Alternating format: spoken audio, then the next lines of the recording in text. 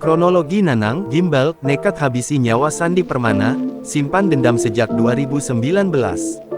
Seorang peternak ayam bernama Nanang Irawan alias Nanang Gimbal, 47, membunuh artis Sandi Permana, 45, di perumahan TNI Polri Cibarusah Jaya, RT 05 RW 08, Desa Cibarusah Jaya, Kecamatan Cibarusah, Kabupaten Bekasi, Minggu, tanggal 12 Januari tahun 2025 pukul 6.45 waktu Indonesia Barat.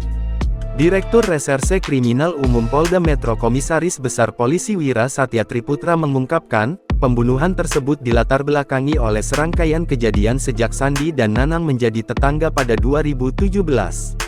Pada 2019, Sandi mengadakan pesta dengan mendirikan tenda yang masuk ke pekarangan rumah Nanang, serta menebang pohon di pekarangan rumah tersangka tanpa seizin terlebih dahulu.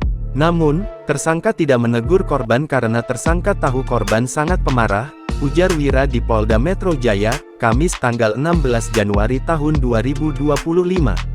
Sejak kejadian itu, Nanang merasa sakit hati dan menyimpan dendam terhadap Sandi. Oleh karenanya, Nanang menjalani kehidupan bertetangga dengan Sandi secara tidak harmonis. Nanang pun pindah atau mengontrak ke blok lain di perumahan TNI Polri Cibarusah Jaya.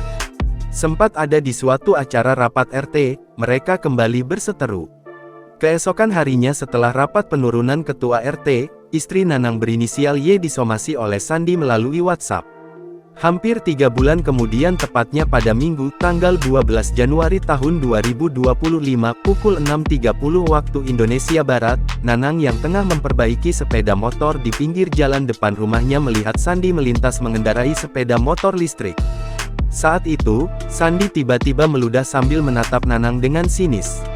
Sontak, Nanang emosi. Dia langsung mengambil pisau dari kandang ayam yang berada di samping rumahnya.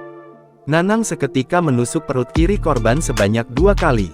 Ketika itu, Sandi masih berada di atas sepeda motor listriknya. Alhasil, Sandi menghentikan kendaraan. Korban berupaya melakukan perlawanan dengan cara menangkis atau menghalangi penusukan.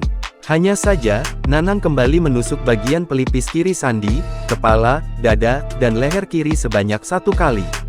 Ia ditemukan tetangga dalam kondisi bersimbah darah dan dilarikan ke rumah sakit, namun nyawanya tak tertolong. Dalam upaya pelariannya, Nanang meminjam sebuah gunting dari salah satu warung untuk memangkas rambutnya. Dia sempat memotong rambut demi menghindari kejaran petugas. Atas kejadian ini, Nanang dijerat dengan pasal 338 KUHP tentang pembunuhan dan atau pasal 354 ayat 2 KUHP tentang penganiayaan berat. Download Tribun X sekarang, menghadirkan lokal menjadi Indonesia.